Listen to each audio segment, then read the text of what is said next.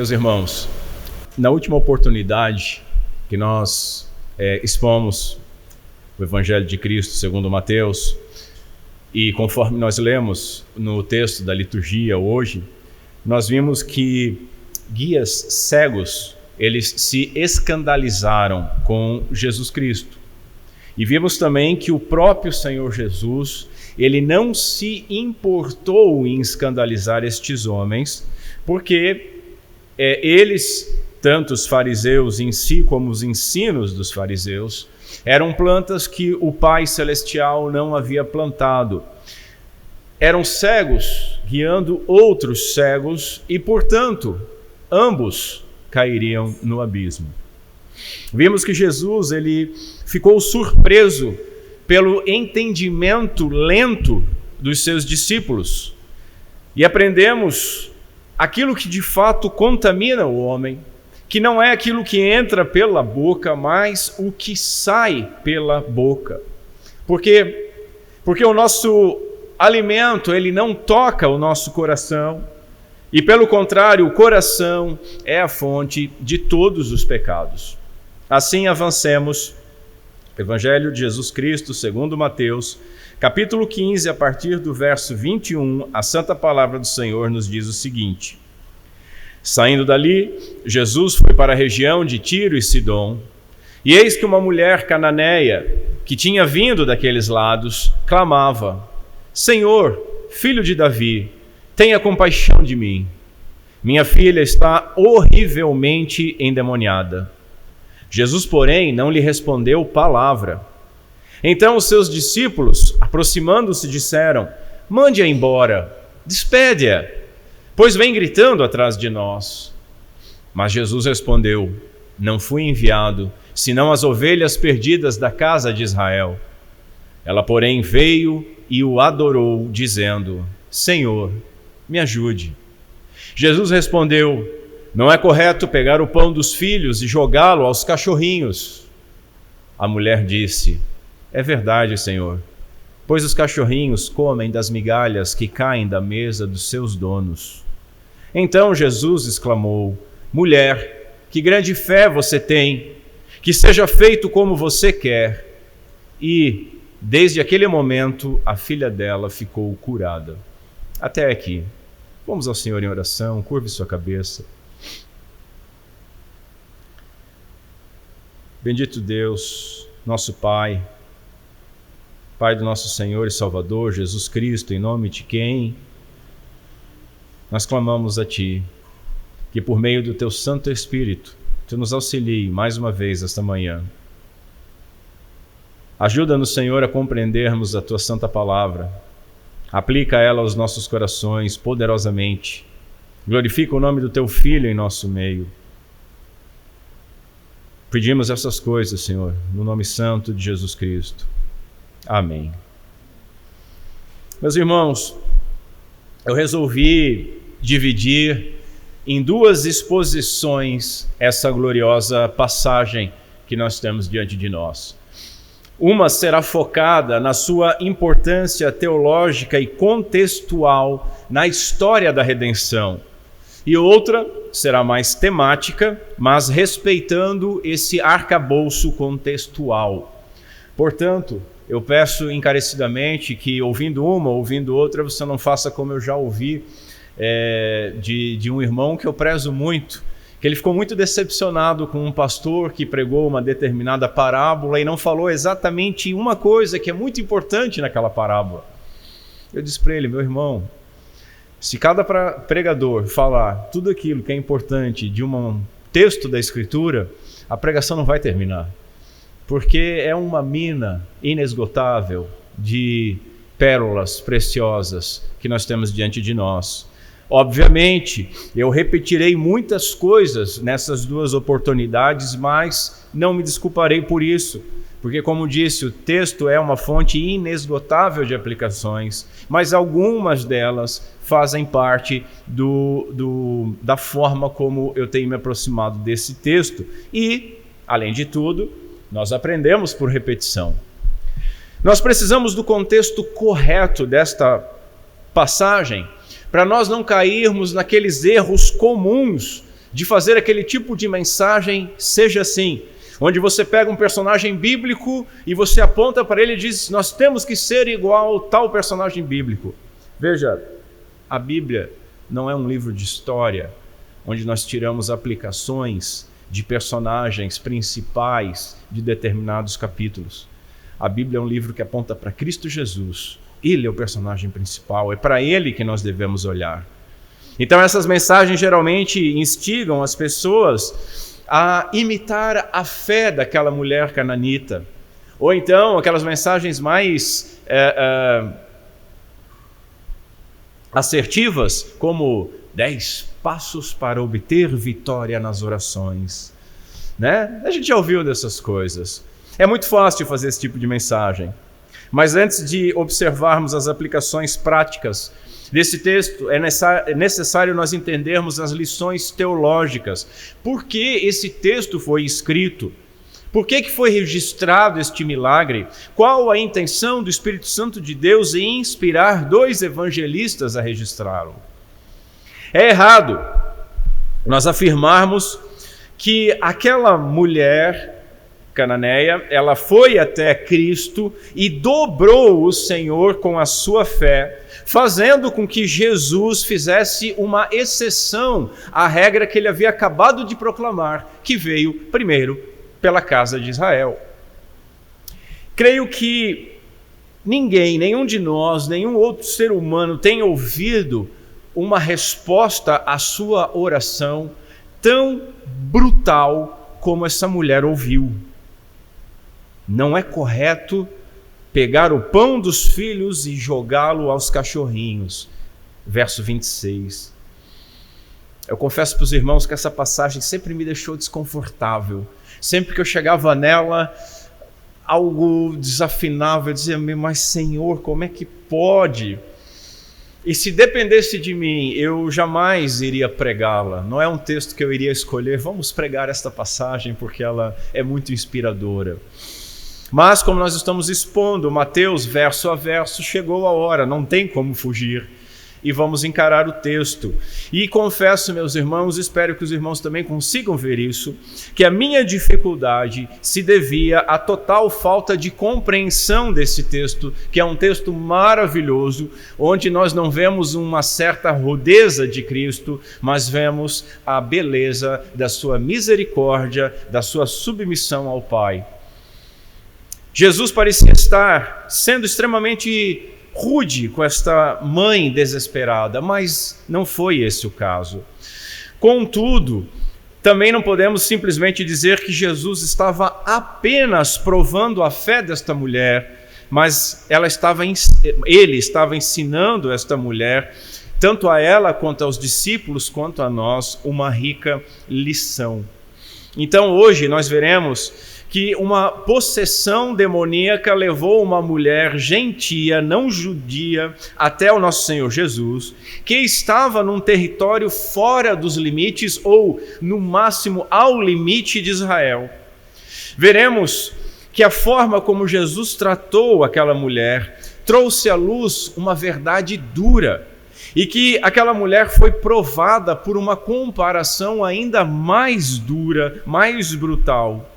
Por fim, nós veremos a vitória dela conquistada com grande humildade, porque ela entendeu quem Jesus era, qual era a missão prioritária de Jesus, e entendeu principalmente quem ela era, e aceitou esta condição, sendo então elogiada por Cristo e recompensada com o milagre que veio procurar. Então vejamos em primeiro lugar que nós temos um problema diante de nós.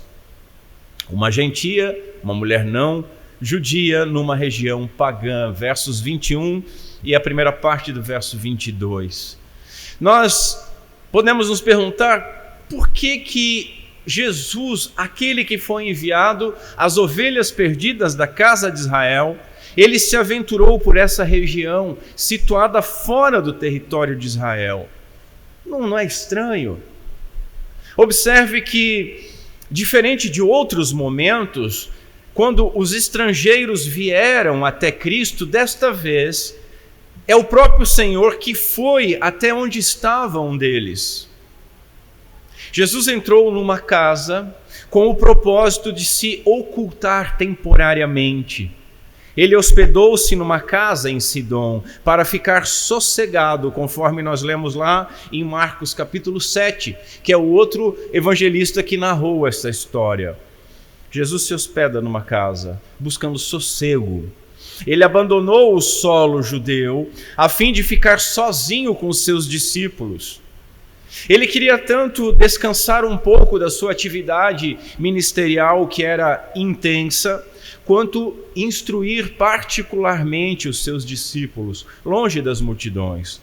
Lembrem também que isso acontece logo depois de uma confrontação forte com os fariseus e mestres da lei. Marcos registra o seguinte: no entanto, Jesus não pôde ocultar-se. Jesus não pôde ocultar-se. O seu plano fracassou, se é que nós podemos dizer isso, porque Jesus nunca fracassa. O seu plano exterior, a sua vontade de estar sozinho com os discípulos e de descansar um pouco, isso falhou, sim. Mas uma gentia, uma mulher que tinha uma filha gravemente endemoniada, ouviu a respeito da chegada do Senhor. Uma estrangeira vai ao Messias, ao Redentor de Israel, ao Messias judeu, pedir uma graça por misericórdia. Marcos, ele chamou essa mulher de grega, ou seja, não judia, como a gente tem visto também na carta de Paulo aos Romanos. E ele identifica que a nacionalidade dela era sírio-fenícia.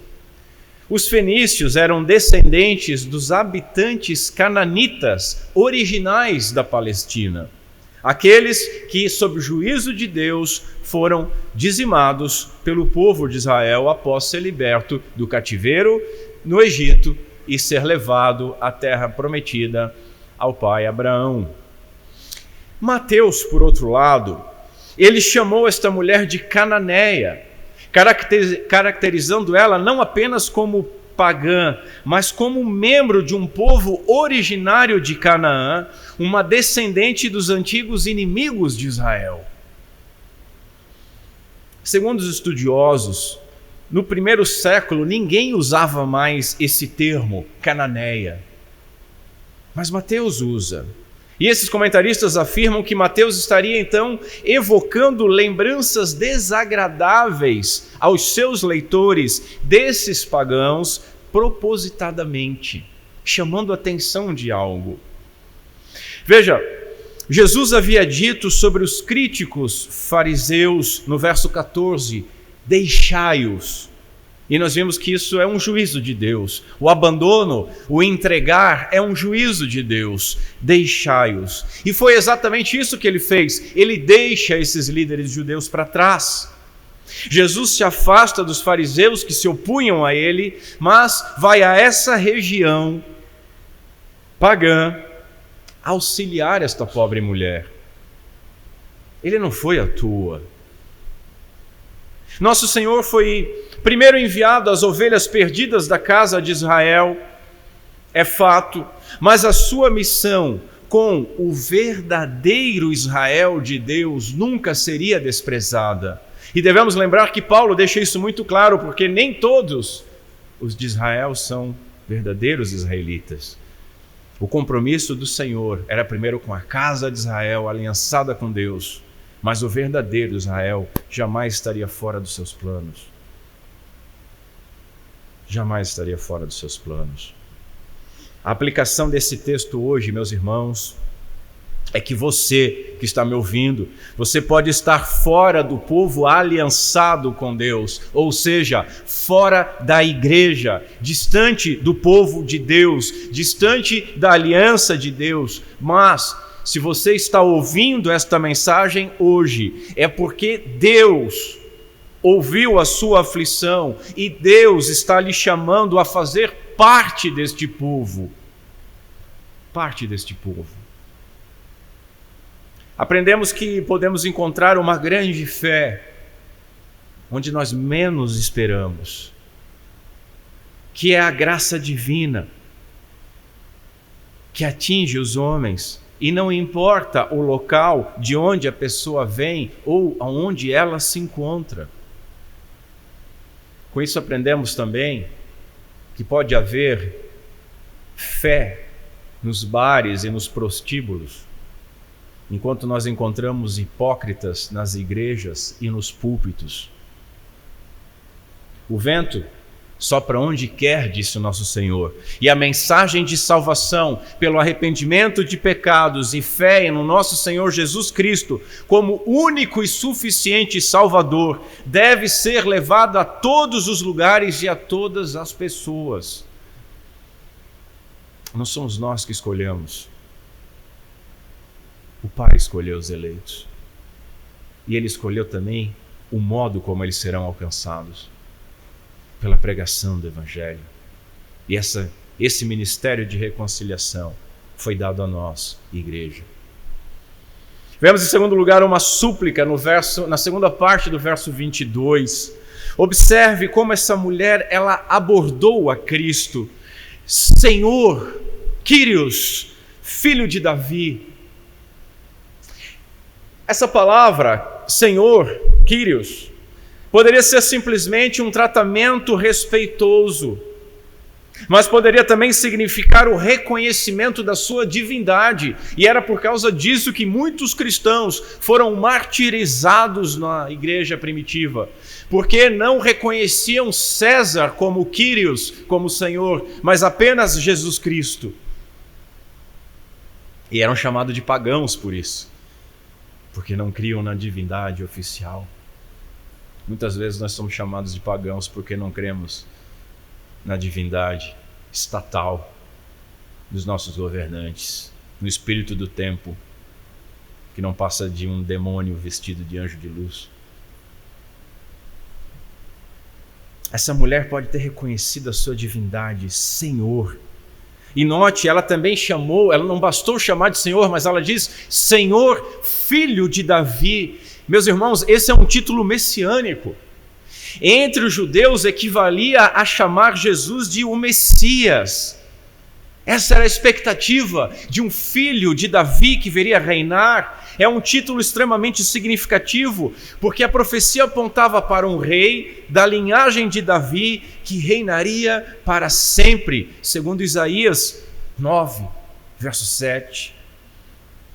Note que o próprio Mateus, no início do seu evangelho, no primeiro verso, identificou Jesus como filho de Davi, filho de Abraão e filho de Davi. Ele também registra 2 cegos que clamaram exatamente com as mesmas palavras: tem compaixão de nós, filho de Davi.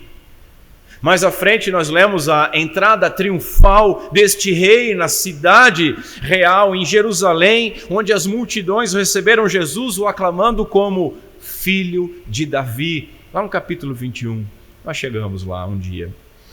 É extraordinário, meus irmãos, que uma mulher pagã tenha reconhecido e tenha primeiro tomado conhecimento desse título e utilizado esse título reconhecendo Jesus como digno desse título, enquanto as lideranças religiosas de Israel não reconheceram e desprezaram Jesus.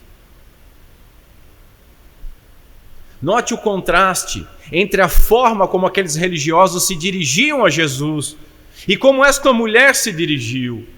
Ela demonstrou crer que Jesus era Deus, pois o chamou de Senhor. Mas creu também que ele era homem, pois o chamou de filho de Davi. Meus irmãos, aqueles que pertenciam ao povo da aliança se ofenderam com a conduta dos discípulos de Jesus, como nós lemos na liturgia, desafiaram constantemente a autoridade de Jesus e foram tão falhos na compreensão da Escritura que mostraram não serem plantas semeadas pelo Pai Celestial, ainda que estivessem no meio do povo da aliança. É importante nós entendermos isso. O solo da igreja não nascem só plantas plantadas pelo Pai Celestial. O inimigo também semeia joio. Contudo, esta mulher, descendente dos antigos inimigos, sem direito ao Deus da aliança, aproximou-se do Senhor com grande fé, reconhecendo Ele como o Messias esperado e pedindo a Ele somente misericórdia.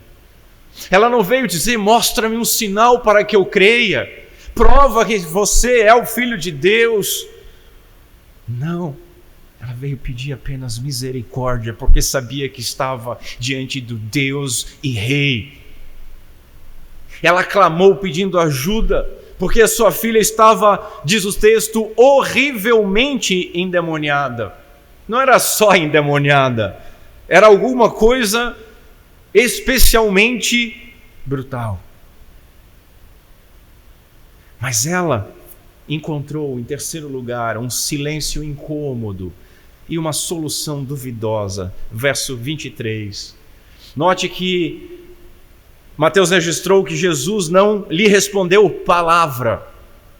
Ele ignorou as petições desesperadas daquela mulher. E o seu silêncio, meus irmãos, foi uma resposta dura, porque o problema daquela mulher era grave e era urgente. E a sua súplica foi com fé e confiança de que Jesus era o único capaz de solucionar o seu problema. Toda a esperança desta mulher estava depositada em Cristo, e Cristo, que faz, não lhe respondeu palavra. É duro. Esse silêncio, meus irmãos, não foi em vão. Esse silêncio não foi um mero desprezo. Contudo, o silêncio de Jesus não silenciou a mulher. E então os seus discípulos pediram para que ele fizesse alguma coisa para que ela parasse o seu persistente clamor, o que dá a entender de que ela veio atrás deles gritando e clamando e pedindo ajuda. É como se eles dissessem: mande embora, despede-a. Ela está enchendo a paciência. Ela vem gritando atrás de nós. Spurgeon faz um comentário muito interessante aqui. Eles estão tão errados, porque ela não veio atrás deles, ela estava atrás só de Jesus. Mas o que eles falaram foi algo como: atende o pedido desta mulher, despede esta mulher depois disso. Se Jesus ficou em silêncio, os seus discípulos não ficaram. Note que, de qualquer maneira, talvez eles estavam preocupados para que ela fosse atendida e mandada embora, silenciada porque recebesse o que buscava, ou então só mandada embora com uma negativa e pronto. Mas o que eles queriam era apenas se livrar dela. Se livrar dela. Mas ainda assim, mesmo querendo que Jesus a despachasse, eles pareceram mais preocupados com ela do que o próprio Senhor, que simplesmente a ignorou completamente. Você já esteve numa situação assim, meus irmãos? Meu irmão, minha irmã? Quando parece que a sua oração bate num céu de bronze. Você ora, você pede, você chora, você clama. E se alguém tivesse escrevendo a sua história, diria: e Jesus não lhe respondeu palavra. Mas o silêncio de Jesus não era em vão, e a resposta dele também não foi casual. Assim nós vemos, em segundo lugar, um drama. Verso 24 nos aponta uma dura verdade. Jesus diz: não fui enviado senão as ovelhas perdidas da casa de Israel. Prestem atenção, meus irmãos, que esse é o ponto principal do texto. Jesus não somente não atendeu esta mulher, mas argumentou contra ela, porque ela não pertencia à casa de Israel, a quem Jesus foi enviado primeiro, e portanto ela não era do interesse imediato da sua atenção e nem merecedora da sua atenção. Jesus tinha uma missão a fazer e ela estava fora do escopo desta missão.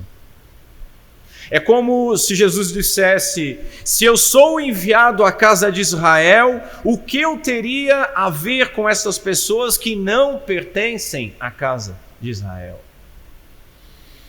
Veja, Jesus ele não estava falando diretamente a ela. Jesus estava respondendo aos seus discípulos que haviam dito: despede-a. Mas ela também ouviu.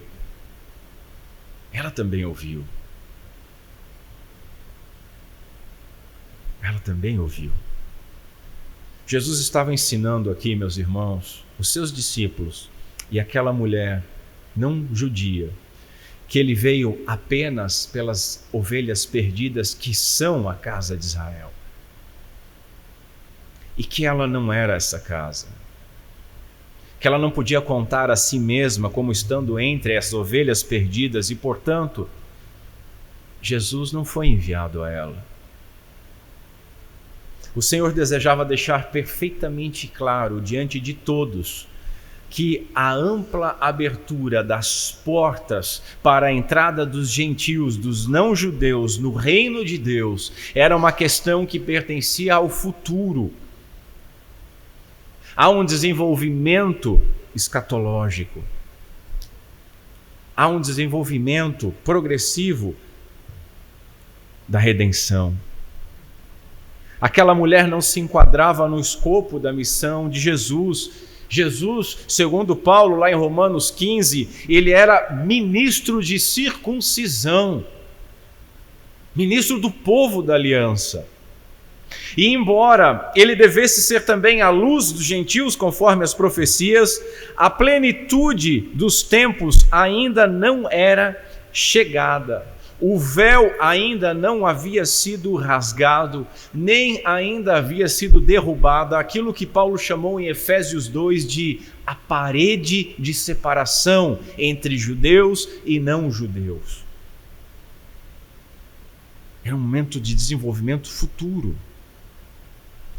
Assim nós aprendemos que Jesus não só estava ensinando isso para os discípulos, aquela mulher e para toda a igreja, mas que ele se submeteu perfeitamente ao plano redentor de Deus Pai, focando o seu ministério primeiro na descendência de Abraão. Lemos que Jesus, lá no capítulo 10, Jesus enviou os 12 e lhes ordenou, dizendo: não ireis pelos caminhos dos não-judeus, nem entrareis em cidade de samaritanos, mas ide antes as ovelhas perdidas da casa de Israel, e indo pregai, dizendo: é chegado o reino dos céus. E ele faz isso antes de enviar o evangelho também aos não-judeus. Ele faz isso no final do evangelho, dizendo: portanto, ide e fazei discípulos em todas as nações. Estão compreendendo? Há uma linha de tempo e há uma submissão de Cristo perfeita ao desenvolvimento progressivo dos planos redentores do Pai. Vemos então uma adoração perseverante no verso 25. Diante da impossibilidade, aquela mulher, ela perseverou, demonstrando uma persistência grandiosa e total dependência do Senhor. Ela não estava brincando. Ela dependia do Senhor como um náufrago depende de uma boia. Mais do que ela, era a filha dela que dependia, e ela clama ao Senhor como se fosse a ela, se identificando com a filha. O que Cristo disse silenciou os seus discípulos, mas não silenciou essa mulher. Quantas vezes aquilo que Cristo diz nos silencia? não só em relação a pessoas que estão clamando ao Senhor, mas ao nosso próprio clamor. E nos silencia não com paz, nos silencia não porque nós entendemos e nos submetemos ao Senhor, mas nos faz parar de buscá-lo como a única esperança. Mas, se os discípulos foram silenciados, a mulher não foi, e o texto diz, ela, porém, veio e o adorou. Ela veio e o adorou. Quantas vezes nós recebemos uma negativa do Senhor e o adoramos? Quantas vezes o Senhor deixou o céu de bronze sobre nossas cabeças e nós o adoramos? Quantas vezes nós recebemos uma negativa direta do Senhor, ou uma aflição é mantida sobre nós e nós o adoramos? Ela o adorou. Diante da negativa que essa mulher recebeu, muitos poderiam ter virado as costas. Afinal, não é que Jesus negou a ela alguma coisa, mas ele havia esclarecido que ela não estava no foco da sua missão. Ela era uma pária. E ainda assim, ela o adorou.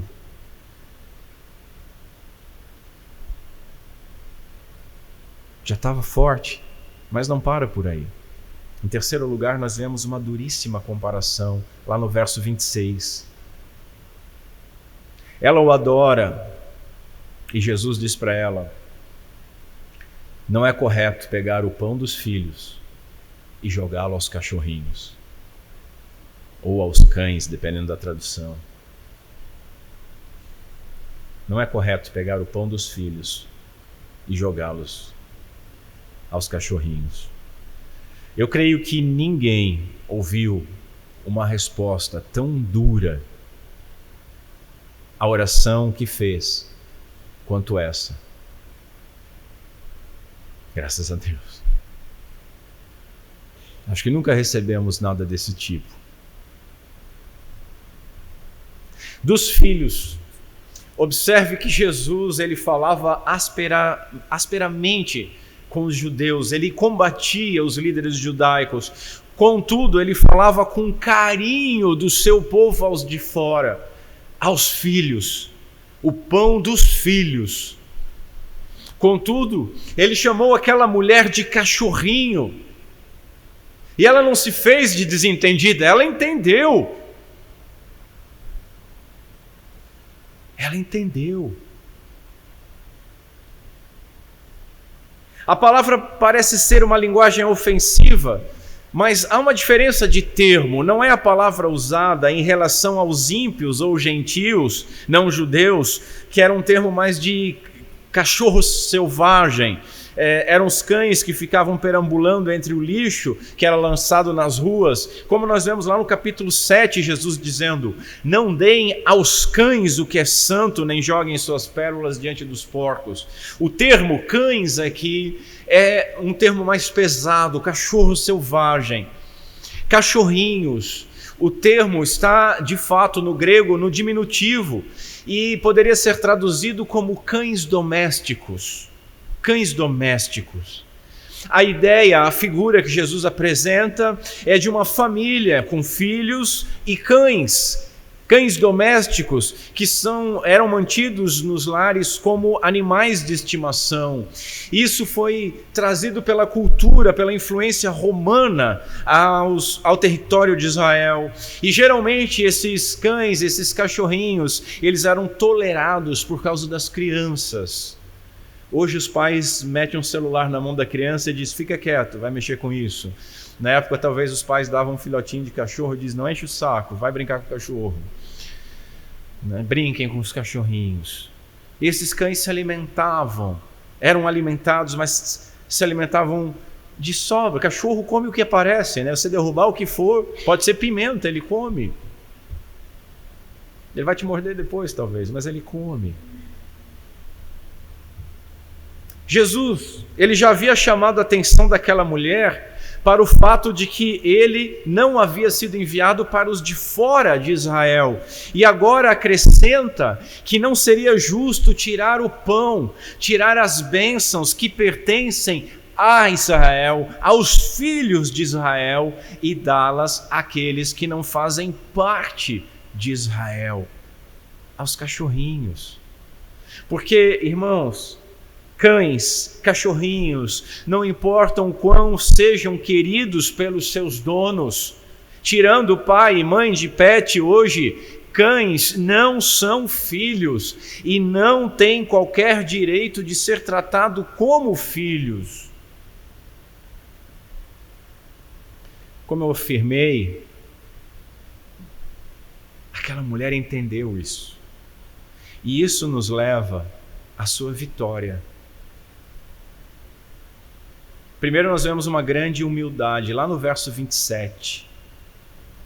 Ao ser chamada de cão, essa mulher, ela apenas concordou com o Senhor e afirmou: é verdade, Senhor, é verdade.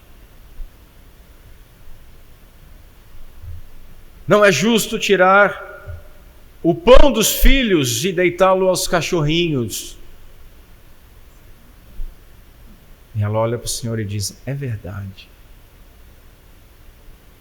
Veja, observe que ela não diz assim: sim, Senhor, mas, porém, todavia, entretanto. Ela não faz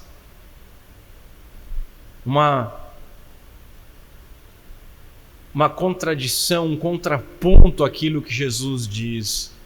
A sua argumentação não contraria Jesus, ela não faz Jesus ver o seu lado da sua perspectiva, ela entra na perspectiva do Senhor, que ela tinha chamado de Deus, que ela tinha chamado de um Messias, que ela tinha chamado de o filho de Davi. Ela não fez uma objeção, mas ela diz: é verdade, Senhor, pois. E aí ela vai argumentar conforme a palavra de Cristo. E agora, se fosse uma daquelas mensagens de 10 maneiras de você obter uma resposta na oração, eu ia dizer: caminhe sobre as palavras de Cristo.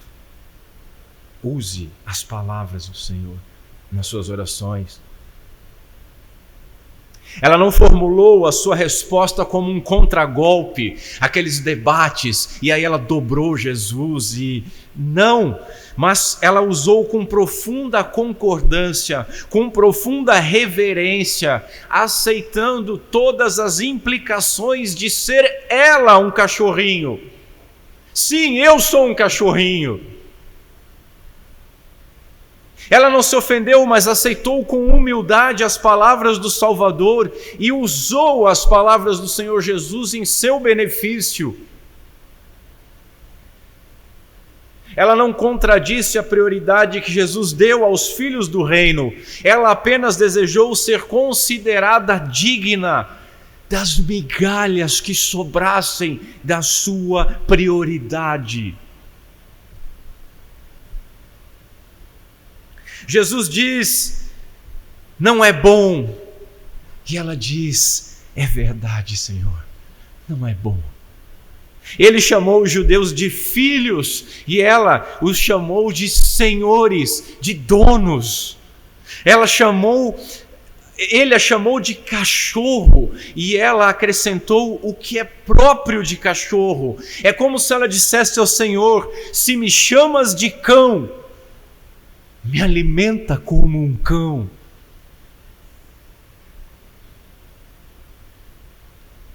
Os irmãos estão entendendo o grau de submissão e entendimento dessa mulher? E estão entendendo o que o Senhor está fazendo com ela e com os discípulos e com nós hoje? Com nós é ruim.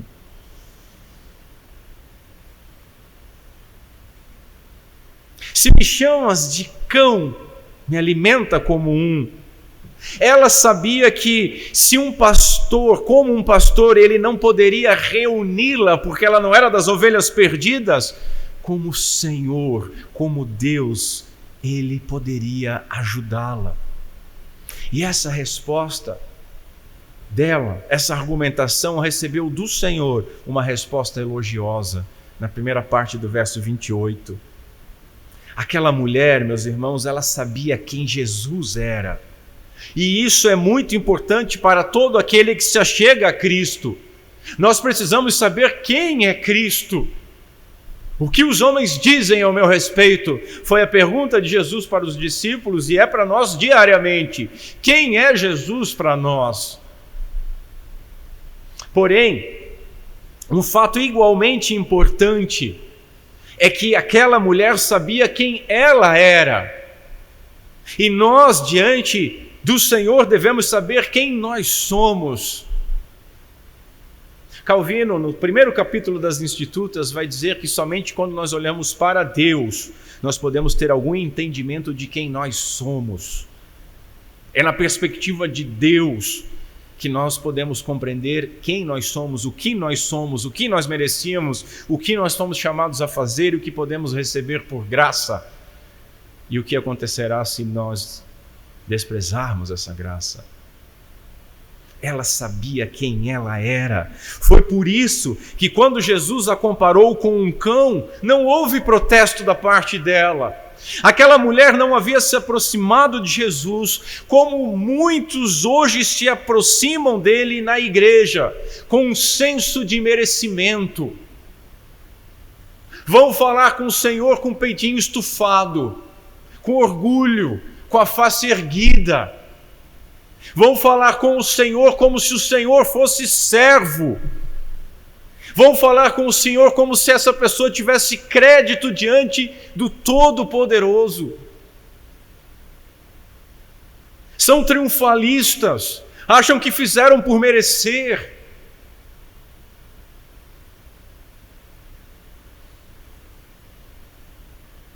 Foi como se essa mulher dissesse: concordo contigo, Senhor.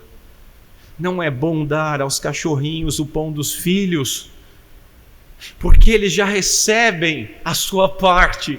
Os cachorrinhos já recebem a sua parte, comendo das migalhas que caem da mesa dos filhos. Senhor, isso é tudo que eu desejo, as migalhas. Eu não estou te pedindo para tirar o pão dos filhos, só estou pedindo as migalhas que caem da sua mesa, porque eu sei que em tua mesa há mais do que suficiente para os teus filhos, e em tua misericórdia transbordante, tudo o que eu estou pedindo são as migalhas. As migalhas. Nesse momento, Jesus exclama: mulher, que grande fé você tem. Que grande fé você tem, verso 28.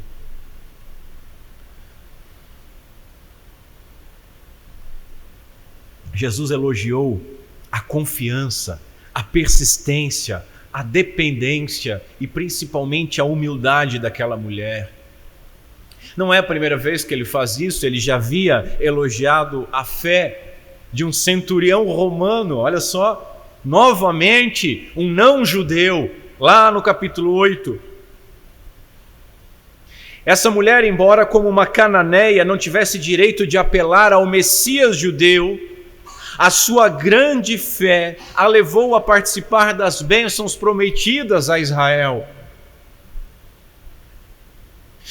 Jesus Cristo, meus irmãos, tem o suficiente para satisfazer a mais profunda fome dos filhos e também para saciar todos os cães que se achegam a Ele.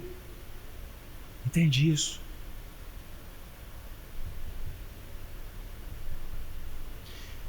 Se os filhos não tiverem fé e o rejeitarem como Messias, serão também por Ele rejeitados. Veio para o que era seu, mas os seus não o receberam. Mas qualquer indivíduo que se aproximar de Cristo com fé será verdadeiramente recebido, mas a todos Todos que o receberem, lhes é dado o direito de serem feitos filhos de Deus. Ela foi recebida, ela foi elogiada, e ela então recebeu um milagre. Verso 28, a segunda parte do verso. E desde aquele momento, a filha dela ficou curada. Lá em Marcos, ele registrou assim: quando a mulher voltou para casa, achou a menina sobre a cama, pois o demônio havia saído dela. O reino de Deus, ele chegou, e o decreto do rei é poderoso. Por sua palavra ele criou o mundo, e por sua palavra ele determinou a cura, que seja feito como você quer. Não é uma submissão da vontade divina à vontade da mulher, mas é dizendo: o que você me pediu, eu, como Todo-Poderoso, estou lhe concedendo.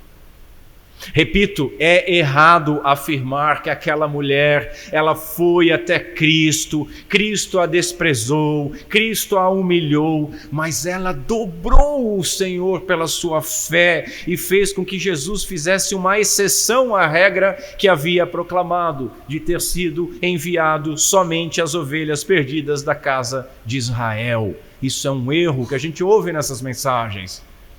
Uma notinha lá na Bíblia de Genebra diz assim: Jesus respondeu ao pedido da mulher somente após clara evidência de que ela não tinha nenhuma intenção de reivindicar as misericórdias da aliança.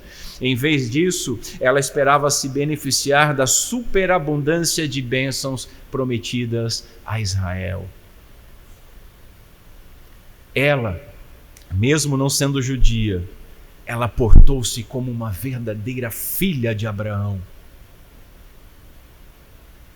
Veja, Jacó lutou com o anjo do Senhor. Anjo do Senhor de letra maiúscula, nós sabemos quem é: Cristo pré-encarnado. E Jacó diz a Cristo: não te deixarei ir se não me abençoares. E observe, é nesse momento que Jacó, o usurpador, ele foi transformado em Israel, aquele que luta com Deus. Nesse sentido, meus irmãos, essa mulher era uma genuína israelita. Ela lutou com Deus, ela lutou com Cristo, clamando pela misericórdia do sobressalente graça de Deus, para que se alimentasse somente das migalhas. E aí nós podemos dizer: nós somos cachorrinhos, ou pelo menos fomos cachorrinhos. Talvez alguns de nós ainda sejamos cachorrinhos. Todo milagre de Jesus é também uma parábola, a gente já viu isso. Aprendemos que a sua graça, conforme a vontade do seu Pai, alcançaria toda a terra, e que o seu poder não estava, nem jamais estará limitado somente a Israel, que ele pode salvar apenas com uma palavra, e que ele não precisa estar no local, pois assim como Jesus não precisou ir na casa daquele centurião para curar o seu servo, ele não precisou ir à casa dessa cananita para curar a sua filha. Agora observe o que Jesus disse sobre o centurião, lá no capítulo 8. Nem mesmo em Israel encontrei fé como esta. Que palavras, né? E continuou: digo a vocês que muitos virão do Oriente e do Ocidente e tomarão lugar à mesa com Abraão, Isaque e Jacó no reino dos céus. Muitos virão do Oriente e do Ocidente. Está me ouvindo, cachorrinho? Muitos virão do Oriente e do Ocidente, não comerão migalhas, mas tomarão lugar à mesa com Abraão, Isaque e Jacó no reino dos céus. Mas os filhos do reino serão lançados para fora nas trevas, e ali haverá choro e ranger de dentes. Portanto, mesmo na igreja, cuide para não ser lançado fora. E eu não estou abrindo mão das convicções reformadas, não. Eu estou muito bem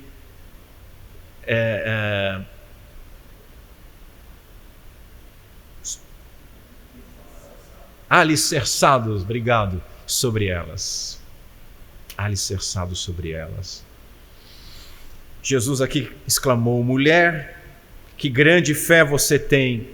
Então, meus irmãos, qual é o grande ponto? O ponto do texto não é a grande fé da mulher. O ponto é nós nos perguntarmos: nós cremos no mesmo Senhor que ela cria? Da mesma forma como ela creu? Assim como aquela mulher, nós podemos ver o Oriente, do Oriente ou do Ocidente, mas qualquer um, todos nós, aqueles de nós que formos a Cristo com fé, nós seremos por Ele recebidos e salvos, e tomaremos lugar à mesa com Abraão, Isaque e Jacó no reino dos céus. Assim como aquela mulher samaritana lá no poço de Jacó, ela precisou reconhecer para Jesus, dizendo: a salvação vem dos judeus. Essa mulher cananeia teve que reconhecer que Jesus veio primeiro aos judeus. Portanto, meus irmãos, Jesus queria que os seus discípulos, queria que essa mulher cananeia reconhecessem que as suas atividades não estavam limitadas apenas pelas limitações inevitáveis da sua humanidade, mas pelo papel específico que ele foi chamado a desempenhar durante a sua breve vida terrena e o seu ministério. Verdade, Jesus era o filho de Davi, como disse essa mulher, mas isso não dava a ela o direito de desfrutar os benefícios da aliança feita com os judeus. O reino deveria ser oferecido primeiro a eles, escreveu um estudioso. Assim, o grande ponto da história redentiva que nós precisamos entender hoje foi gloriosamente escrito por um teólogo, e eu abro aspas para ele. Essa mulher, tinha dado razão ao Senhor, por isso ele também deu razão a ela. Porque ela honrou como sagrada a vontade dele, Jesus também realizou a vontade dela. Sua bondade não perdeu para a fé desta mulher.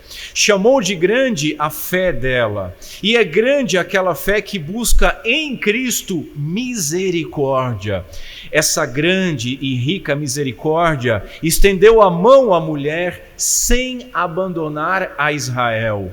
Aqui, Deus revelou aos ignorantes aquilo que ocultou aos sábios. Sem instrução, sem exemplo, sem teologia, essa mulher não judia solucionou o enigma diante do qual os mestres de Israel se tornaram tolos. Na Bíblia constavam ambas as verdades, tanto que Deus havia criado Israel para o seu reino, quanto a de que a terra ficaria repleta da sua glória. O grande enigma do futuro era descobrir como essas duas verdades haviam de combinar. Os professores de Israel não decifraram o enigma, esperavam a ajuda de Deus somente para eles, enquanto os pagãos teriam somente parte da sua ira. Mas a mulher cananeia, ela vislumbrou como ambas as verdades se unificam na deliberação de Deus. Sua graça é tão rica que ele mantém a sua promessa em favor de Israel e também redime os gentios. Do seu pão são saciados filhinhos e cachorrinhos. Que glorioso! É isso que nós precisamos entender hoje aqui. Mas nós podemos avançar ainda num ponto, irmãos. O puritano Matthew Henry diz o seguinte: bendito seja Deus, porque a distinção entre judeus e não judeus já não existe. Nós estamos certos de que Senhor Jesus deu a sua vida em resgate de muitos, e se foi para muitos, por que não para mim e para você? Paulo, ele vai descrever claramente a posição que nós tínhamos antes de Cristo vir. Quando ele escreve aos Efésios, ele diz a eles assim: lembrai-vos de que naquele tempo estavas sem Cristo, separados da comunidade de Israel e estranho aos concertos da promessa, não tendo esperança e sem Deus no mundo. Assim éramos nós, sem Cristo, mas agora, meus irmãos, não mais. Jesus provou a fé dessa mulher, ao mesmo tempo que ensinou aos seus discípulos que a fé não seria encontrada apenas entre os judeus, mas também entre os não-judeus. A grande questão é: nós cremos que Jesus Cristo é esse Messias? Ou nós vamos viver como cachorrinhos? Veja, antes do véu rasgar, antes desse muro de separação cair, todo aquele que invocasse o nome do Senhor seria salvo. Todo aquele que invocasse o nome do Senhor seria salvo. Mas o nosso tempo é diferente. Agora o véu rasgou, agora o muro de separação já caiu. E agora todo aquele que crer no Evangelho de Jesus Cristo será salvo. Deus lhes dá o poder de serem feitos filhos de Deus. Filhos de Deus. Assim eu quero trazer algumas aplicações para esse texto. A primeira delas é que aprendemos que uma grande fé pode ser encontrada onde menos é esperada.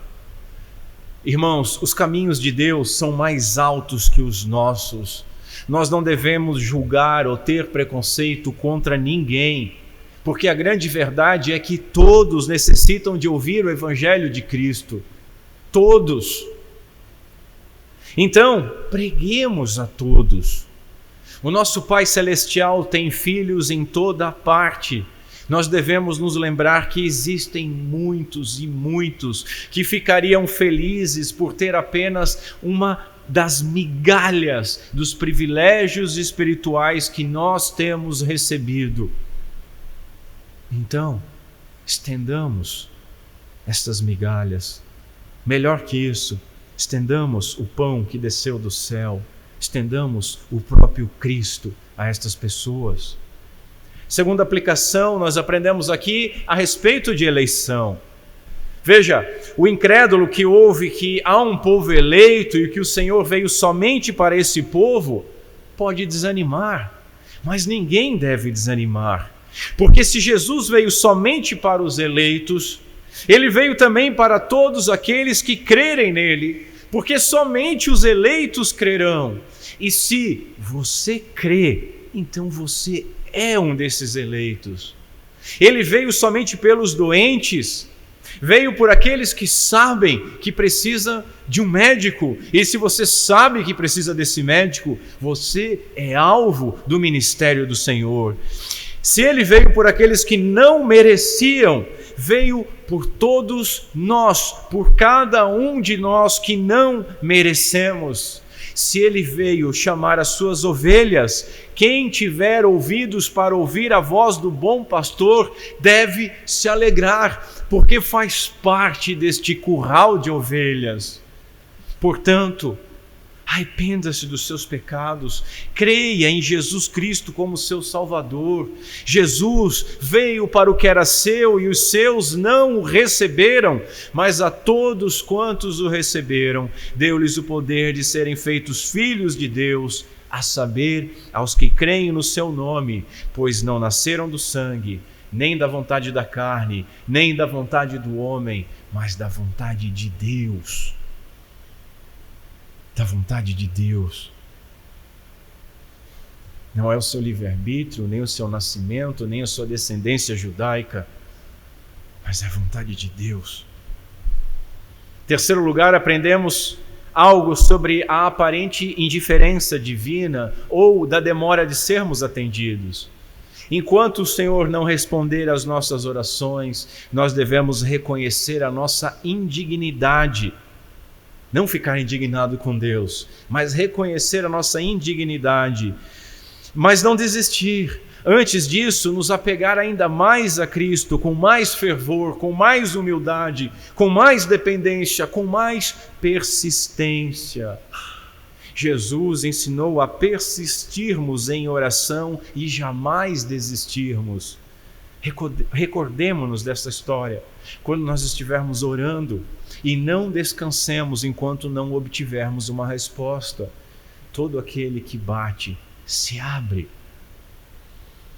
Quarto e último lugar, nós aprendemos sobre a história da redenção. Aquela mulher, ela esperava se beneficiar da superabundância de bênçãos prometidas a Israel. Mas repito, hoje, o muro de separação caiu. Glória a Deus. Nós fazemos parte da aliança. Nós somos verdadeiros filhos de Abraão, herdeiros da promessa, adotados por Deus em Cristo, herdeiros de Deus e co-herdeiros de Cristo. Sobre nós está escrito: vocês, porém, são geração eleita, sacerdócio real, nação santa, povo de propriedade exclusiva de Deus, a fim de proclamar as virtudes daquele que vos chamou das trevas para a sua maravilhosa luz. E Pedro continua: antes vocês não eram povo, mas agora são povo de Deus. Antes vocês não tinham alcançado misericórdia, mas agora alcançaram misericórdia. Alcançaram misericórdia. Deus nos reconciliou consigo mesmo através do seu Filho. Jesus morreu naquela cruz para satisfazer a justiça de Deus. Ele tomou sobre si tanto a nossa obrigação de obedecer perfeitamente à lei de Deus, quanto a nossa dívida por termos falhado nisso. Portanto, meus irmãos, nós não precisamos viver como cachorrinhos. Portanto, meus irmãos, não esperemos migalhas, mas esperemos a plenitude do amor daquele que entregou o seu próprio Filho por nós, cachorrinhos, pecadores.